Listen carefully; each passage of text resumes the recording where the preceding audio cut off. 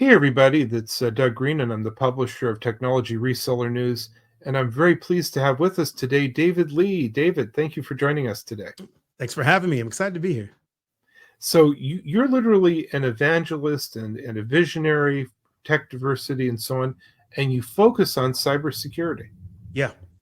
I've been in cybersecurity now for 20 years, mostly in a niche that we like to call identity and access management. But it's been my passion and career, and it's something that I love to talk about. I've been loving implementing and love teaching different people about it. And, it's like now more than ever, right? Basically, I hope a lot of people are getting it. It's anybody, anytime. Yeah, absolutely.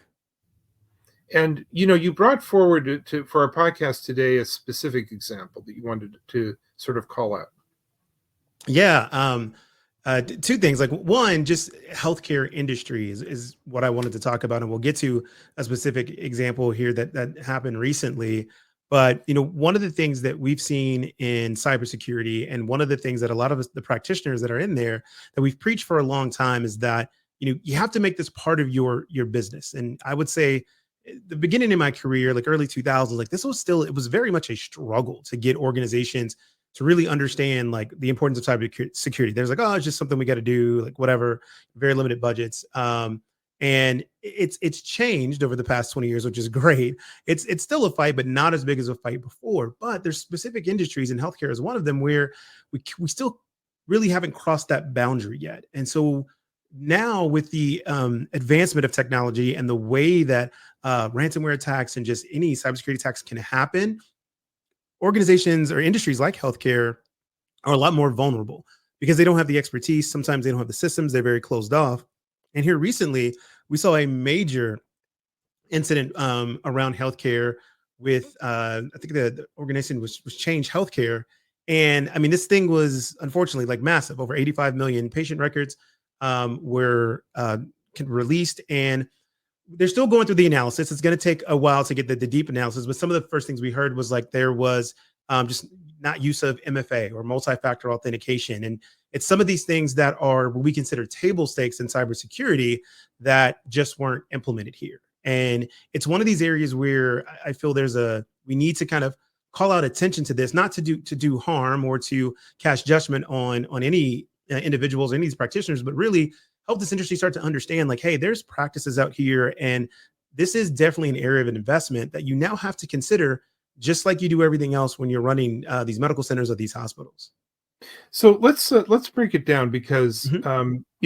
we're not trying to pick on anybody, by the Right. way, right? I think your point is here. Even very sophisticated, in a sense, wealthy organizations, companies that have resources, are vulnerable to this. So therefore, we all must be. Yes, correct. And absolutely, it's one of the things I say, and I've said for the last couple of years is, in this day and age, if you're a company today, as soon as you have a website, you're a tech company. And it doesn't really matter if you're baking bread. In this case, if you are in the medical profession, you're selling plastic bottles, like you are now in the tech company. And if you're a tech company, that means you're vulnerable to cybersecurity, attacks and threats. And so therefore, this just has to be part of how you look at your business planning, right? Just like you look at your profit and loss every quarter or every year, and you run these numbers. How much does it cost me to make a widget? How much does it cost us to deliver these services? What are the devices we need to buy? You also need to be looking at what is the cost to protect these things? What do we need to be put in place? It needs to be part of your hiring plans, because it is definitely the world we live in. And healthcare, I would say, more so than any other private organization, it's a lot more serious because of where we're going today and the advancements of technology. We are talking about directly impacting actual individuals, right? Privacy, either from patient records, but a lot of medical devices that we're using now are connected and online. And we're seeing that when you see these type of either ransomware or attacks where they shut down these services, this prevents these hospitals from them providing, patient care to their patients. And so it's one of those reasons that we should talk about this with even more care and say, hey, let's help the healthcare industry get some of this together. So there's the problem.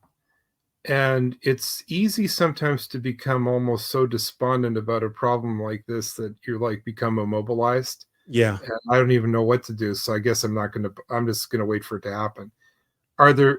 Let's imagine for a lot of our readers, there are limits of resources. There's limited number of people. and so on. Are there simple things you can do right away that may not even cost money? There are, yes. Number one, anything with cybersecurity all starts with visibility, right? You got to understand and know what you're looking at before you can attempt to solve the problem. And I kind of like to always use analogies and kind of break it down to other areas so it simplifies it for people. But if you're a healthcare organization like we have no budget, we have no people, like I don't even know where to start. Okay, first thing is let's simple inventory, right? What are all the systems that we use today? Okay. What's the software that we use for their systems? Where do we order them from? And who's using these systems? And so you start there. From there, you say, okay, I'm starting to make a list. I'm getting this together. Now, does this cost you money? No, but it is going to cost you money as far as time. You have to be able to take the time and put this investment in to go and do it that way. But like, first of all, let's just get an inventory what we're using. Okay, great. Now let's start looking at we now know all the software that we use.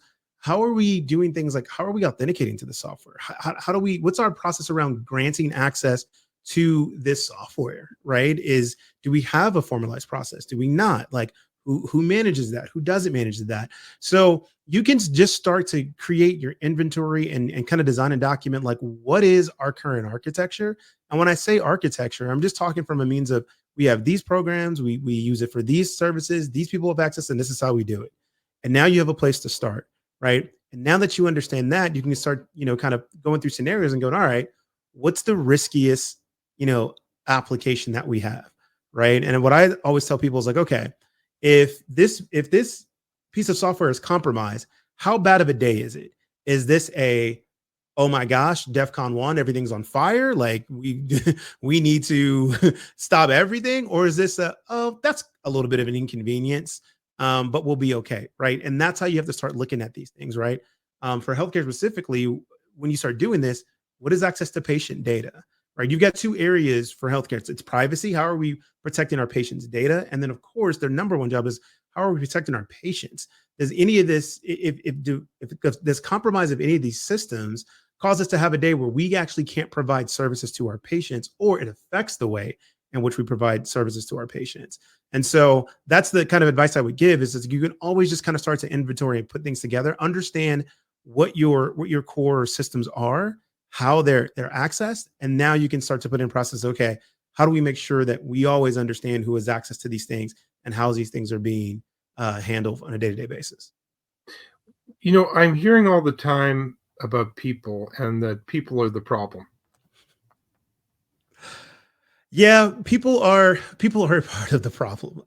So we we like to say this a lot in the cybersecurity world. People process technology, right? And I always say that people in process are 80 to 90% of the solution, and technology is the last 10 to 20%.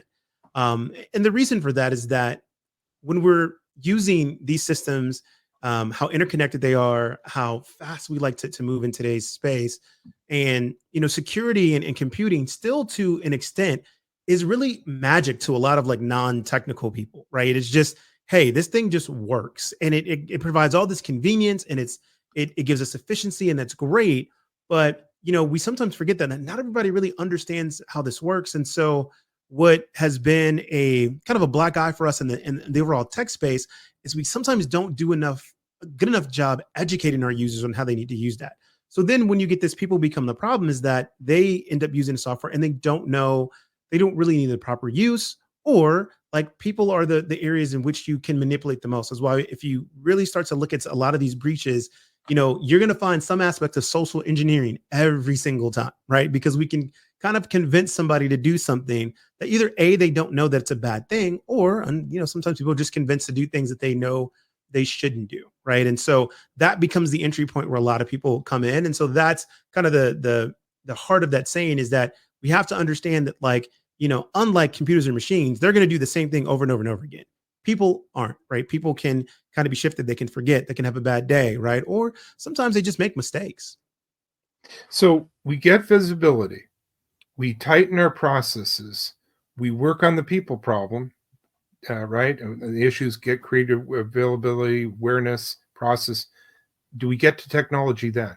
Yeah, then we get to technology, right? And that's when you start to utilize some of the enterprise software tools that are out there to help you not only prevent or help to prevent the breaches from happening in the first place. And sometimes it's just a lot of these breaches. It's proper patching, making sure that you're using the right version of the software for these tools. Because as fast as we make this software, like the adversaries, the bad guys, are out there trying to find ways in. And believe me when I tell you, they are just as organized, if not more organized sometimes than we are, right? So once you kind of understand your people, your process, okay, like here's our areas and here's where we're most risky. Now let's start using technology to help us to defend from things actually getting in the first place. But then also on the second side, if something does get in, we defend. How do we limit the damage that's done, right? How do we control where we see inappropriate access, or we can start to see things like, hey, we normally don't see people logging in this way to this application. Let's reduce the amount of access they can get to, or let's remove these certain people's access so that way we can investigate to find out what's going on.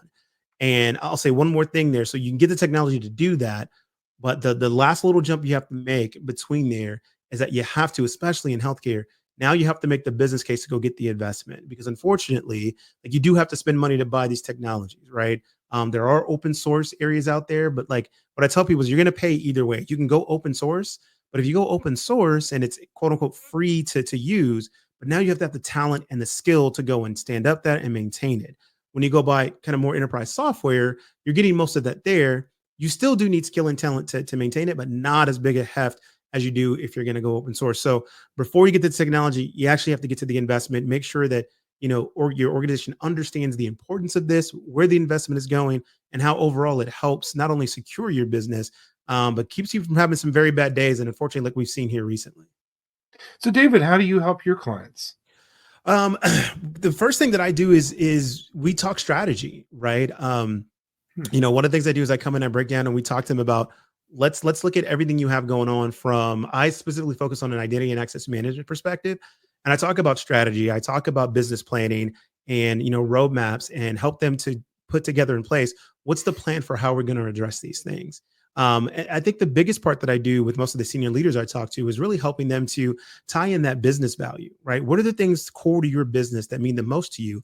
Let's tie that to the things you need to do from a cybersecurity or identity and access management perspective to help them kind of see the value of that investment, and then help them put together a plan of like, okay, how do I go about doing this? Because you mentioned it earlier, you were spot on. Like, there's a lot of stuff to get done, and sometimes people just look at it as like it's too much. I don't know where to do. That's where I come in to help them say, okay, no problem. We're going to take a step at a time. Like, here's the 15 steps we're going to have to take. But I don't want you to focus that on right now. Right now, step 1 to 2, and then 2 to 3, and then so forth and so on.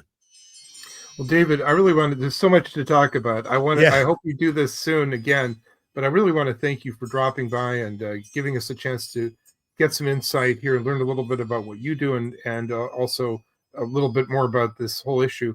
Where can we learn more and continue the conversation? Yeah, absolutely.